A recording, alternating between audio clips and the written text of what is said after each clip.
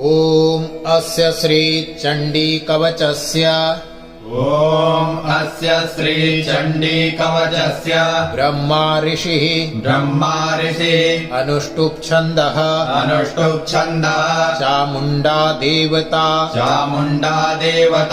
अङ्गन्यासोक्तमातरो बीजम्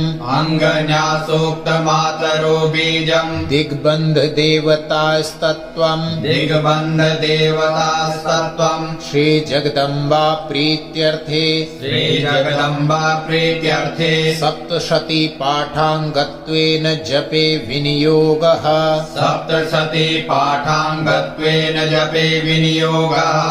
ॐ नमश्चण्डिकाय मार्कण्डेय उवाच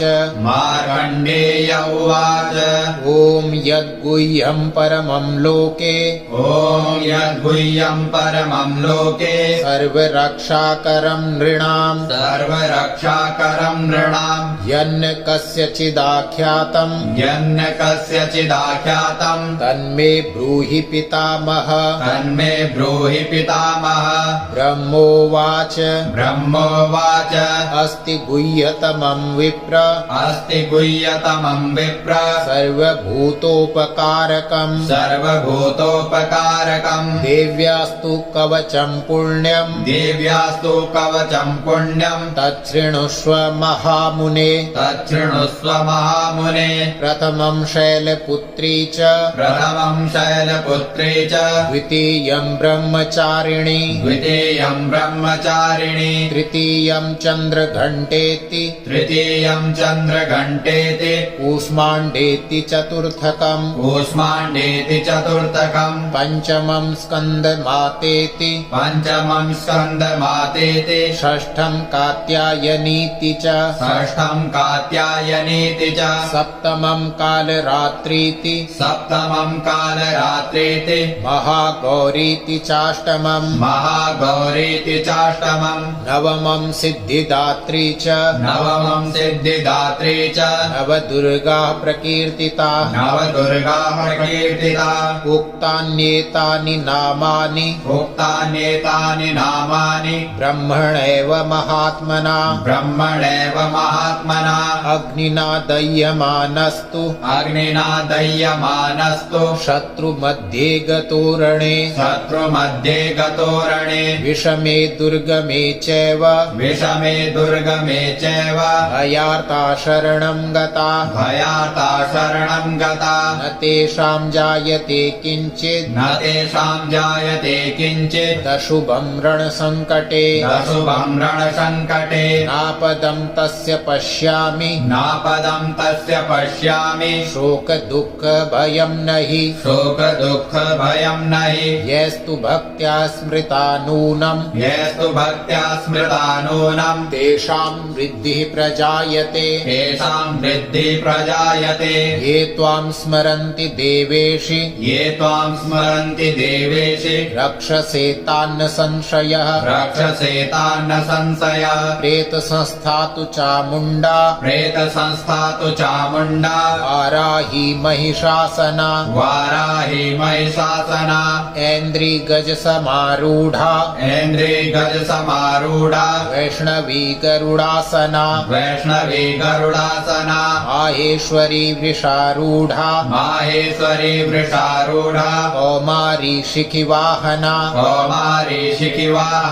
लक्ष्मी पद्मासना देवी पद्महस्ता हरिप्रिया श्वेतरूपधरा देवी ईश्वरी वृषवाहना ब्राह्मी हंस समारूढ़ा सर्वाभरणभूषिता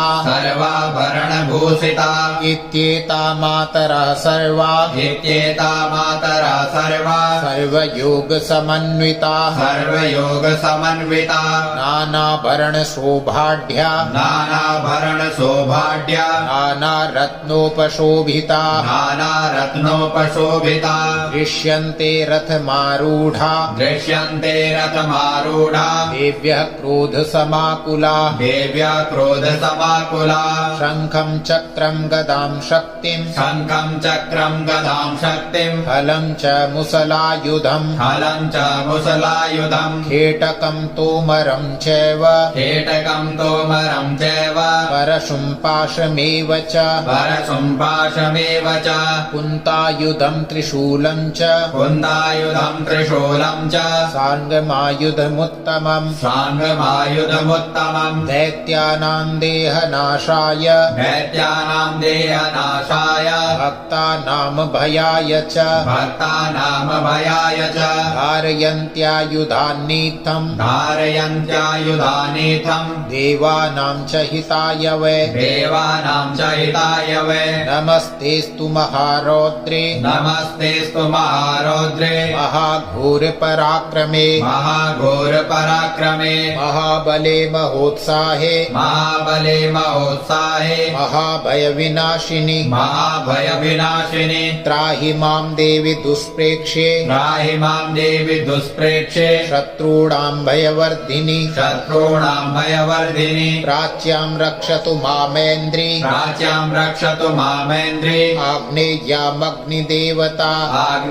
आग्नेयामग्निदेवता दक्षिणे वतु वाराहि दक्षिणे वतु वाराहि नैऋत्यां खड्गधारिणि नैऋत्यां खड्गधारिणि प्रतीच्यां वारुणी रक्षेत् प्रतीच्यां वारुणी रक्षेत् वायव्यां मृगवाहिनी वायव्यां मृगवाहिनी उदीच्यां पातु कौमारी उदीच्यां पातु कौमारी ऐशान्यां शूलधारिणी ऐशान्यां शूलधारिणी ऊर्ध्वं ब्रह्माणि मे रक्षेत् ऊर्ध्वं ब्रह्माणि मे रक्षेत् दधस्ताद्वैष्णवी तथा गदस्ताद्वैष्णवी तथा एवं दश दिशो रक्षेत् एवं दश दिशो रक्षेत् चामुण्डा शववाहना चामुण्डा शववाहना जया मे चाग्रतः पातु जया मे चाग्रता पातु विजया पातु पृष्ठतः विजया पातु पृष्ठतः अजिता वाम पार्श्वे तु अजिता वाम पार्श्वे तु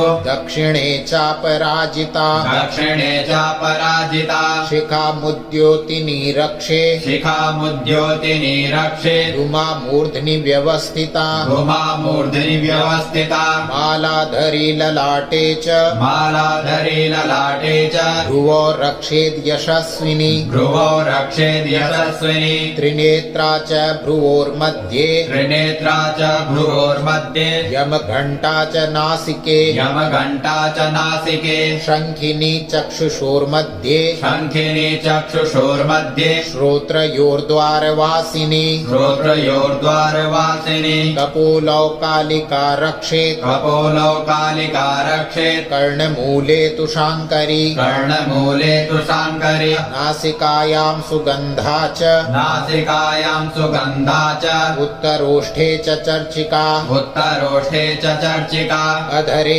चामृतकला अधरे चामृतकला जिह्वायां च सरस्वती जिह्वायां च सरस्वती दन्तान् रक्षतु कौमारी दन्तान् रक्षतु कौमारी कण्ठदेशे तु चण्डिका कण्ठदेशे तु चण्डिका घण्टिकां चित्रघण्टा च घण्टिकां चित्रघण्टा च महामाया च तालुके महामाया च तालुके कामाक्षी चिबुकं रक्षेत् कामाक्षी चिबुकं रक्षेत् वाचं मे सर्वमङ्गला वाचं मे सर्वमङ्गला ग्रीवायां भद्रकाली च ग्रीवायां भद्रकाली च पृष्ठवंशे धनुर्धरी पृष्ठवंशे धनुर्धरी नीलग्रीवा बहिकण्ठे नीलग्रीवा वैकण्ठे नलिकां नलकूबरी नलिकां नलकूबरी स्कन्धयो खड्गिनी रक्षेत् स्कन्धयो खड्गिनी रक्षेत् बाहू मे वज्रधारिणी बाहु मे वज्रधारिणी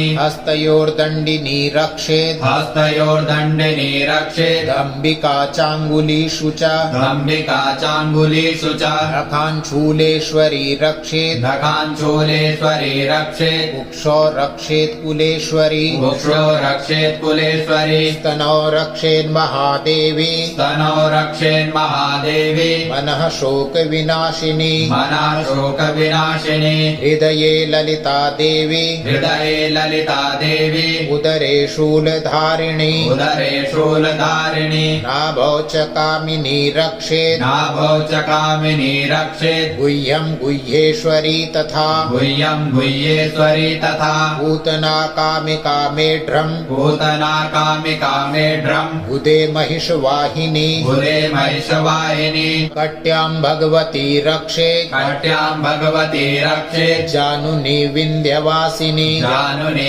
विन्ध्यवासिनी जङ्घे महाबला रक्षेत् जङ्गे महाबला रक्षेत् सर्वकामप्रदायिनी सर्वकामप्रदायिनी गुल्फयोर्नारसिंही च गुल्फयोर्नारसिंही च पादपृष्ठे तु तेजसी पादपृष्ठे तु तेजसी पादाङ्गुलीषु श्रीरक्षेत् पादाङ्गुलीषु श्रीरक्षेत् पादाधस्तलवासिनी पादाधस्तलवासिनी नखान्दष्ट्राकराली च नखान्दष्ट्राकराली च केशांश्चैवोर्ध्वकेशिनी केशांश्चैवोर्ध्वकेशिनी रोमकूपेषु कौबेरी रोमकूपेषु कौबेरी त्वचं वागीश्वरी तथा त्वचं वागीश्वरी तथा रक्तमज्जावसा मांसा रक्तमज्जावसा मांसा यस्ति मेदांसि पार्वती न्यस्ति मेदांसि पार्वती अन्त्राणि कालरात्रिश्च अन्त्राणि कालरात्रिश्च वित्तं च मुकुटेश्वरी वित्तं च मुकुटेश्वरी पद्मावती पद्मकोशे पद्मावती पद्मकोशे कफे चूडामणिस्तथा कफे चूडामणिस्तथा ज्वालामुखी नखज्वाला ज्वालामुखी नखज्वाला अभेद्या सर्वसन्धिषु मवेद्या सर्वसन्धिषु शुक्रं ब्रह्माणि मे रक्षेत् शुक्रं ब्रह्माणि मे रक्षेत् छायां छत्रेश्वरी तथा छायां छत्रेश्वरी तथा अहङ्कारं मनोबुद्धिं अहङ्कारं मनोबुद्धिं रक्षेन्मे धर्मधारिणी रक्षे मे धर्मधारिणी प्राणापानौ तथा व्यान प्राणापानौ तथा व्यान उदानं च समानकम् उदानं च समानकम् वज्रहस्ता च मे रक्षेत् वज्रहस्ता च मे रक्षेत् प्राणं कल्याणशोभना प्राणं कल्याणशोभना रसे रूपे च गन्धे च रसे रूपे च गन्धे च शब्दे स्पर्शे च योगिनी शब्दे स्पर्शे च योगिनी सत्त्वं रजस्तमश्चैव सत्त्वं रजस्तमश्चैव रक्षेन्नारायणी सदा रक्षेन्नारायणी सदा आयुरक्षतु वाराही आयुरक्षतु वाराहि धर्मं रक्षतु वैष्णवी धर्मं रक्षतु वैष्णवी यशः कीर्तिं च लक्ष्मीं च यशा कीर्तिं च लक्ष्मीं च धनं विद्यां च चक्रिणी धनं विद्यां च चक्रिणी गोत्रमिन्द्राणि मे रक्षेत् गोत्रमिन्द्राणि मे रक्षेत् पशून् मे रक्ष चण्डिके पशून् मे रक्ष चण्डिके पुत्रान् रक्षेन्महालक्ष्मीर् पुत्रान् रक्षेन्महालक्ष्मी भार्यां रक्षतु भैरवी भार्यां रक्षतु भैरवी पन्थानं सुपथा रक्षेन् पन्थानं सुपथा रक्षे मार्गं क्षेमकरी तथा मार्गं क्षेमकरी तथा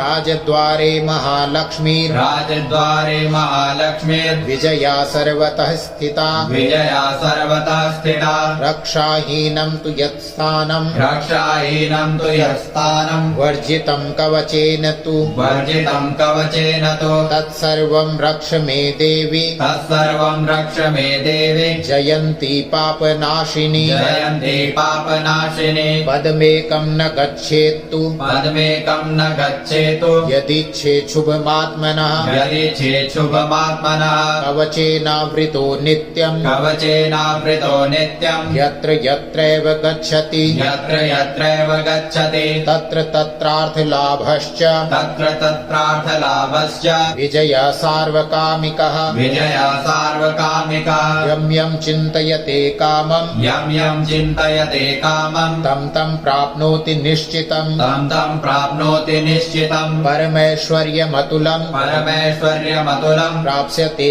भूतले पुमान् प्राप्स्यते भूतले पुमान् निर्भयो जायते मर्त्यः निर्भयो जायते मर्त्यः सङ्ग्रामेष्वपराजितः सङ्ग्रामेष्वपराजितः त्रैलोक्ये तु भवेत् पूज्यः त्रैलोक्ये तु भवेत् पूज्यः कवचेन कवचेनावृतः पुमान् कवचेनावृतः पुमान् इदं तु देव्या कवचम् इदं तु देव्या कवचम् देवानामपि दुर्लभम् देवानामपि दुर्लभम् यः पठेत् प्रयतो नित्यम् यः पठेत् प्रयतो नित्यम् त्रिसन्ध्यं श्रद्धयान्वितः त्रिसन्ध्यम् श्रद्धयान्वितः दैवी कला भवेत् तस्य दैवी कला भवेत् तस्य त्रैलोक्येष्वपराजितः त्रैलोक्ये स्वपराजितः जीवेद् वर्षशतं शाग्र जीवेद्वर्षशतं साग्र अपमृत्युविवर्जितः अपमृत्युविवर्जितः नश्यन्ति व्याधयः सर्वे नश्यन्ति व्याधयः सर्वे दूता विस्फोटकादयः दूता विस्फोटकादयः स्थावरं जङ्गमं चैव स्थावरं जङ्गमं चैव कृत्रिमं चापि यद्विषम् कृत्रिमं चापि यद्विषम् अभिचाराणि सर्वाणि अविचाराणि सर्वाणि मन्त्रयन्त्राणि भूतले मन्त्रयन्त्राणि भूतले गोचरा खेचराश्चैव गोचरा केचराश्चैव जलजाश्चोपदेशिका जलजासोपदेशिका सहजा माला सहजा कुलजामाला डाकिनी शाकिनी तथा डाकिनी शाकिनी तथा अन्तरिक्षचरा घोरा अन्तरिक्षचरा घोरा डाकिन्यश्च महाबला डाकिन्यश्च महाबला ग्रहभूतपिशाचाश्च ग्रहभूतपिशाचाश्च यक्षगन्धर्वराक्षसा यक्षगन्धर्वराक्षसा ब्रह्मराक्षसवेताला ब्रह्मराक्षसवेताला कूष्माण्डाभैरवादयः कूष्माण्डा भैरवादयः नश्यन्ति दर्शनात् तस्य नश्यन्ति दर्शनात् तस्य कवचेहृदि संस्थिते कवचे हृदि संस्थिते मानोन्नतिर्भवेद्राज्ञश्च मानोन्नतिर्भवेद्राज्ञस् तेजो वृद्धिकरं परम् तेजो वृद्धिकरं परम् यशसा वर्धते सोऽपि यशसा वर्धते सोऽपि कीर्तिमण्डितभूतले कीर्तिमण्डितभूतले जपेत् सप्तशतीं चण्डीम् जपेत् सप्तशतीं चण्डीम् कृत्वा तु कवचं पुरा कृत्वा तु कवचं पुरा यावत् भूमण्डलं धत्ते यावद् भूमण्डलं धत्ते सशैलवनकाननम् सशैलवनकाननम् तावत् तिष्ठति मेदिन्याम् तावतिष्ठति मेदिन्याम् सन्ततिः पुत्रपौत्रिकी सन्तति पुत्रपौत्रिकी देहान्ते परमं स्थानम् देहान्ते परमं स्थानम् यत्सुरैरपि दुर्लभम् यत्सुरैरपि दुर्लभम् प्राप्नोति पुरुषो नित्यम् प्राप्नोति पुरुषो नित्यम् महामाया प्रसादतः महामाया प्रसादतः लभते परमं रूपम् लभते परमं रूपम् शिवेन सह मोदते शिवेन स मोदते